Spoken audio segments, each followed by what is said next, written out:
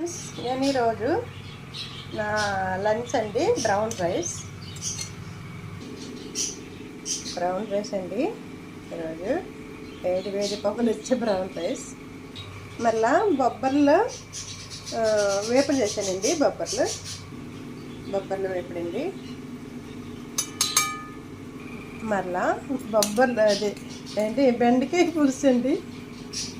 వేడి వేడి బెండకాయ పులుసు కొబ్బరికాయ పాలు వేసి చేసానండి. చాలా చాలా టేస్టీగా ఉంటుందండి. బొబ్బర్లు పులుసు చేశాను. మళ్ళీ బొబ్బర్లు కూర అండి. కొంచెం